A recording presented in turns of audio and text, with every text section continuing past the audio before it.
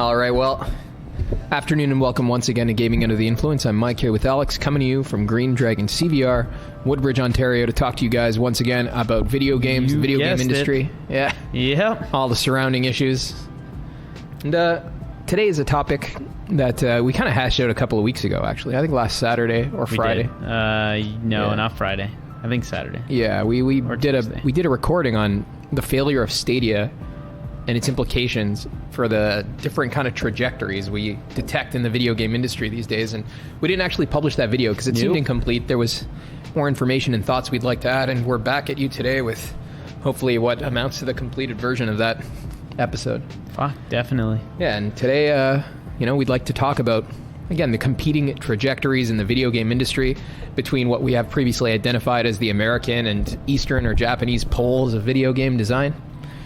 And what with the death of Stadia recently and the putting on the back burner of Stadia. Yeah, they've, I guess, like you said, put it on the back burner. So it's no longer like a flagship Google product, which, it's like the first nail in the coffin. There was that inspired this topic. And then on the other hand, there was the announcement that for all of the studios they procured last year, Microsoft will be releasing a single novel or original IP this whole 12-month period. Really have nothing going on this year. Is that the case? That's astounding, right? Despite their best efforts to try and hide that, because I didn't even really think about it. Nobody's really been talking about it. But yeah, it's like they really have nothing going on this year except for, other companies' games, but nothing first party. That's terrible. That's a bit of a mess up. And then on top of that, we had this conversation come out in Nintendo about their desire to move away from what they called evergreen IPs, a term that I'm definitely going to steal for future use. This idea that they've been pouring all of their energy and time into, maintaining this stable of well-known and,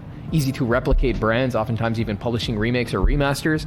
And they said this isn't perpetually sustainable. They have to find something else. They're going to invest heavily in new IPs. That's fucking amazing, but it's actually a little odd when I think about it coming from Nintendo, who have some of the oldest IPs in the history of fucking video games, right?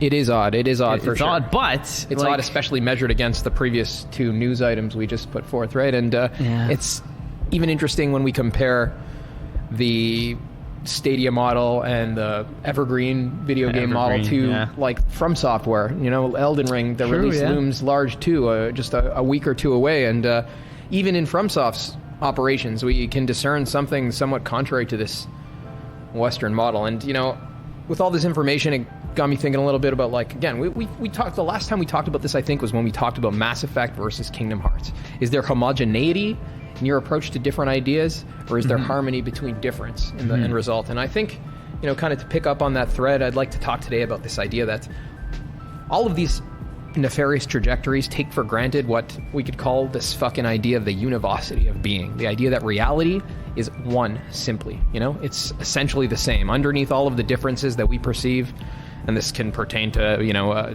to biology and fucking society as much as to art, but of course here we're concerned with the artistic instant specifically. The difference really is just like a performance or a shallow skin on top of what's fundamentally underneath an underlying like a play. Sameness. Yeah, a play atop underlying sameness. Yeah, this and I think to identify concretely what I mean by this American style trajectory, on the one hand it consists of sameness of formal causes or ideas, and on the other hand it consists in the reduction of all material causes or operations on the part of both the player and the people making the game to one thing, And I think in the first case, we see the reduction of all ideas to the same idea, or, you might say the reduction of formal to material cause, of idea to the act of playing or the act of money making on the part of the game. We see this in evergreen brands specifically. I think that's the clearest case. Pump them out like crazy, right? Yeah, and what's going on here, I think what's going on is that the people making these kinds of games think that the difference between the game before them, the one made before, any potential difference between artistic concepts, what's on the other side of the button presses and the fucking money making, what the digital medium represents, they think that stuff doesn't matter, is unreal, or is reducible to the act of pressing the buttons or to the act of making money. The formal cause, the idea, what is being represented with the game, is reduced to the act of playing the game, the feelings you feel when you play it, the money you make when it is played, that kind of shit, right?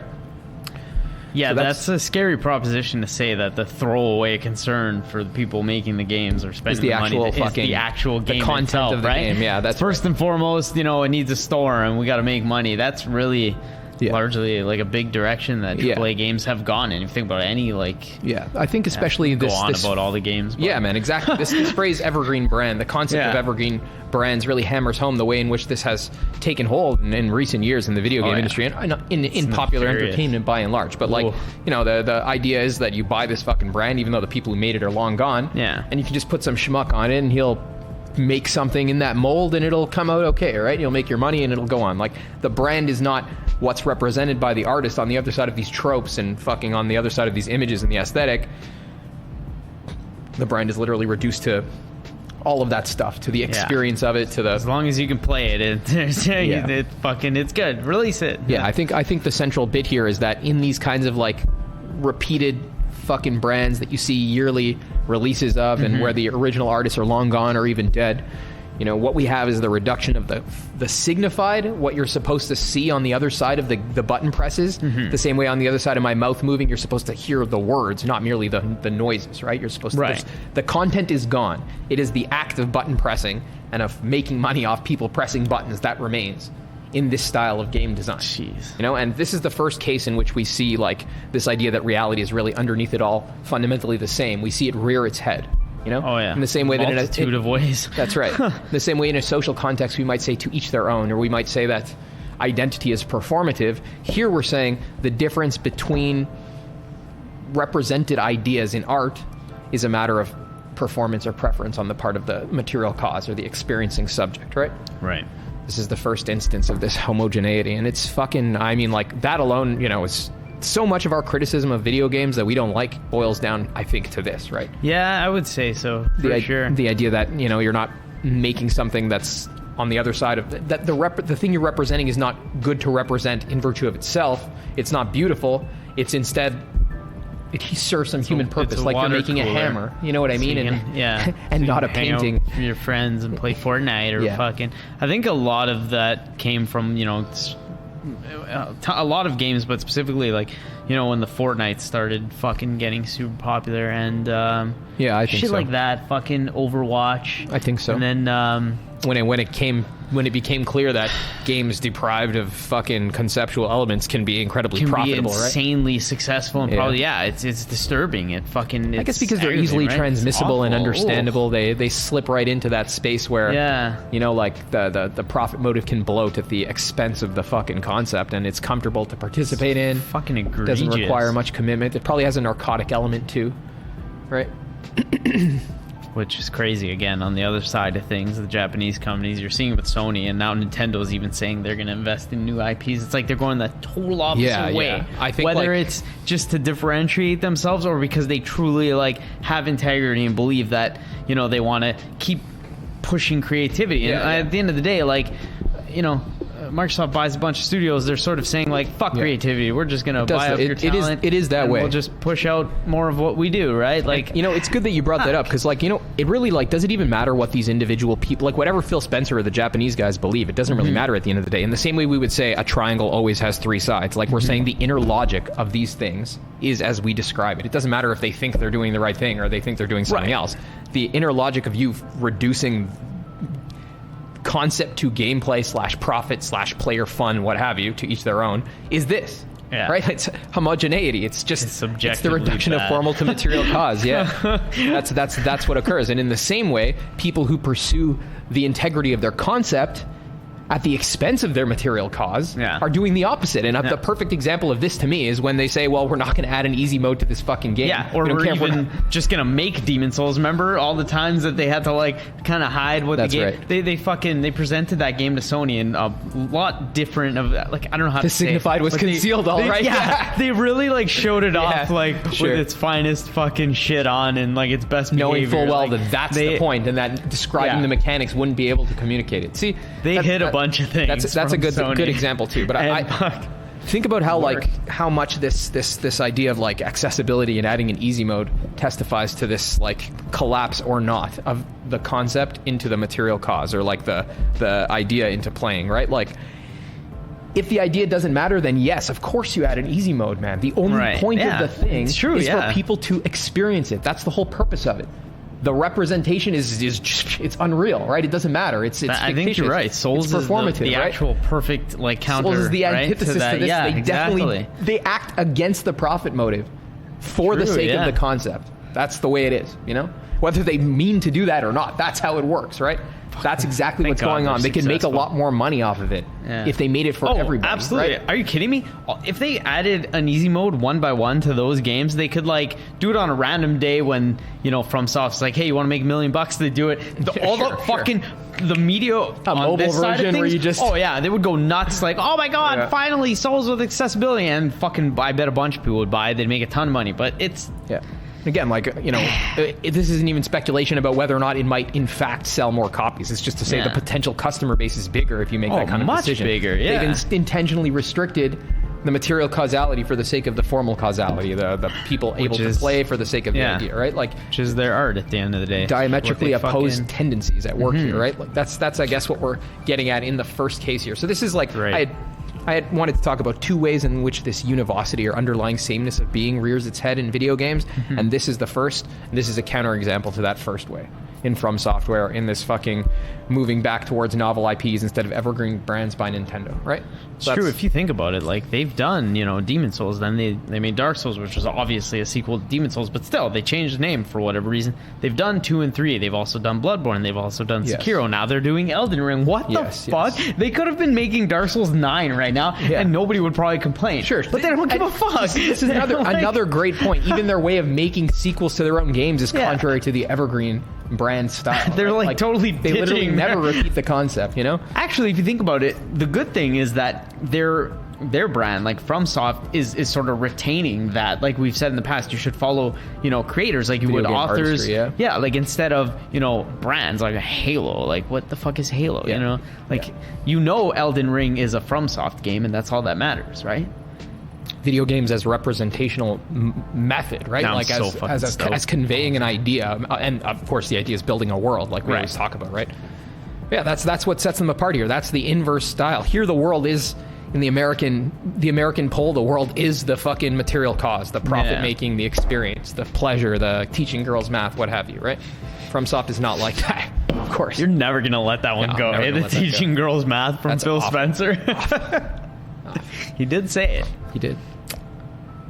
Making gaming for everyone. Like, what the fuck does that have to do with making a good game, you stupid bastards, you know? That was a while ago. That's another, you know, another ancillary observation. That falls under what they're doing, right? And that follows this idea too. Like, if it's true that the fucking conceptual difference between games is ephemeral and that fucking the game reduces to the act of playing and this and that kind of shit, then what can you expect?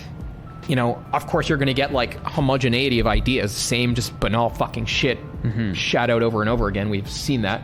Yep. But you're also going to get, you know, as a substitute, like just material complexification. People being like, look, we have this new way for you to play, even though there's nothing for you to play. Why don't you try this headset, this fucking streaming, this thousands of new fucking technological innovations, and literally nothing worth fucking checking out via those things, right?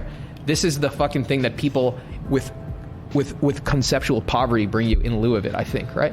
Yeah, it makes sense too. Doesn't it make perfect sense? Well, there's nothing to represent, therefore we're just going to fiddle around with our method of representing them. Yeah, right? We'll just push everything new from our servers, new technologies in lieu of fucking new concepts. Yeah, I think that's another consequence here, you know. And another interesting thing that happens, now this part we'll fucking move past it. This is A, now B, fucking granting that all concepts are deemed unreal and fucking the act of playing is all that's left.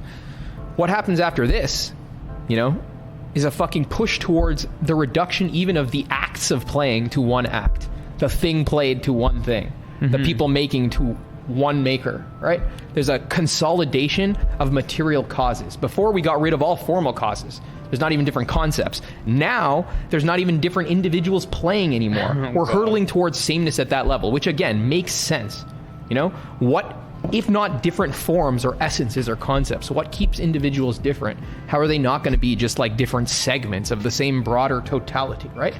It makes sense at a philosophic level. And we see when it comes to things like streaming, metaverse, all of these things, We see, even on the part of material causality, the computers necessary to play the game, the interface by which we play the game, the fucking act of playing even becomes common. What we see is all of those material causes cohere into one fucking same thing too. Yeah. Homogeneity, not only of concept, but of matter. That was fucking Stadia's big thing, and that was disgusting. There's one computer you play all the games on, there's one interface you play all the games through, and there's one population you play all games with, right? It's fucking staggering. Sadly, stupidity. like that's what people are almost campaigning for. It's literal feudalism, Microsoft, bro. They right? want there to be like fucking this rentier class of people who own all computers, interfaces, and content, and us fucking serfs who till the fields of the virtual video game world forever. You know what I mean? Like, are you fucking? What kind of fucking? I don't know, man. Maybe we're old and stupid. Why would I ever want to give up my right to fucking have the machine that fucking renders the goddamn game? You know what I mean? That like why indeed? Like, but it's why? Because fuck you. Again, that's man, so I can fucking stream it. Fuck you. That like, takes what us the exactly fuck is back that? to the point of it all. It's not like it's some crazy like future. We've been doing this for fucking 30 years. That's exactly why fuck indeed. That. Like for movies and shit, okay, whatever. You know, you watch it. And I still buy for stuff I really like. I buy the DVDs. Like I have fucking all the Harry Potter shit and whatever for Leanna and the whatever the fuck else. I have all the Final Fantasy DVDs and Blu-rays that I like, but I think the why is important, man, and it's the same one for all of the above things we discussed. It's because there's a belief that everything underneath all of these differences is fundamentally the same, and like with these modifications and advancements, we're just hurtling back to a more natural state of things by this model of the world. That's literally, to my estimation, as much as biomedical security states and fucking global capitalism, that's what informs these things in the video game industry. Evergreen brands, streaming, and the metaverse. All of these things are fucking just pushes towards homogeneity, both conceptual homogeneity and material homogeneity on the part of players, computing hardware, and interfaces. Right? That's fucked, man. Yeah. It's gross. It sucks. Fuck you. We're gonna own nothing, and they're just gonna fucking basically be like, hand us your credit card. You definitely won't be happy, though. Give you stuff back. Yeah, fuck that. Yeah. Imagine. Ugh. Own nothing because there's only one thing. You know, the best news out of all that shit is that Stadia servers, like you said, are going to be repurposed for other things. That's which is interesting. Great. That's the interesting fucking endpoint of all of this, isn't it? It would be fucking ironic if they ran like Elden Ring. I know. It's hilarious to me that I think you bring up another good point here, buddy, because you know what we've been saying here is that this idea that being is fucking just underneath it all one flat thing allows people to take profit or just this fucking this inflation of the same as their fucking goal, but profit itself rebukes them. You know, when you take profit as the goal of your game and you have intellectual poverty, you fail at it. Look at this it's true. This little graveyard of fucking just shitty games made by idiots with no idea who thought they could just ape the material format of some successful thing. It's true, man. There's so many. Right? We could go on all day about them. The fucking Anthem. Profit itself, your fucking god profit rebukes you more than I do, right? Look at all the Ghost Recon games that are coming out now. They even had that one, that Rainbow Six game that just came out. There's so many fucking examples of games that have been just bastardized or neutered or whatever and have gone this route, and now they've gone from being like big names and legendary brands and games to like just tarnished like shit. Even like Halo, I'd throw that in for that. I think so. People might disagree, but well, they're idiots. I don't give a fuck. Sorry. It's awful. It's just, oh man. It is awful because it has no concept. Yeah. It's like fucking Halo skin on top of a profit-making motive, you know? And even if it didn't have a profit-making motive, it would have no motive. It's just like a fucking child's finger painting. There's no concept being conveyed, right? It's from Microsoft. Soulless trash, right? Profit-making was definitely the motive. But, you know, I don't think, like, it's definitely, you know, another caveat. Like, of course, we don't mean to say, like, there's any guy in the world who's purely, like, falls on one or either of these sides. Like, these are tendencies alive in any fucking creature that lives in a body, right? Like, you're always going to have your idea competing with your mode of representation, you know? Even in my own head right now, like, I'm not a pure idea walking around to you. I live with my fucking need to eat and fucking talk and all this stuff between communicating concepts. Like, not to say there's some pure fucking video game in the platonic realm that fucking is immune from, you know, capitalist interference or anything like that, but by and large, you can pretty much on an east by west divide fucking you can detect these these are like motives the at work. extreme sides, and we're sort of tracking how things are progressing. They're prevalent in one side or another. Since we started this channel, it seemed like we started in 2019, when we had that like banger of a year when Sekiro came out and won Game of the Year. Like, what the fuck do we know, right? And we've seen things sort of shift back and forth. Like, stuff like Anthem came out, and because it bombed, things have kind of they've kind of flip flopped a little bit. And now I think we're in a pretty good place when Nintendo is saying, they're going to focus on new IPs. Sony's been doing it for quite a bit, even though we've been a little critical of the their Western IPs games generally. But at least they're doing it. Like, Microsoft has nothing right now. Stadia is dying, and their servers are being repurposed. I don't know. I'm not like too fucking bummed out. Obviously, there are certain sections of the industry that are going towards garbage and shit, but things still look pretty good. Nintendo had that really good Direct the other day. Xenoblade 3 looks fucking dope. They had like Chrono Cross remastered, which is probably on other systems too, right? I don't think that's a Nintendo exclusive, but anyway, whatever. I think the encouraging thing is that this homogenization of both fucking concept and matter has utterly failed, right? Like, it looks like it's never been more decentralized, the matter people use to make games. There's never been more diverse ideas on show. Like, even the companies that attempt this kind of homogenization aren't market leaders. It's just, it's not really like a successful venture, right? No matter how much money you throw at it, reality rebukes you, bro. Yeah. It's different internally. You can't fucking accomplish this reduction of all things to a paste same brand, right? Like, nor to a homogenous storefront, nor method of playing, right? So, I don't know. Real shit will win in the end of the day. I think that's what it boils down to. It's hopeful in that sense. There's never been more better games made than now, right?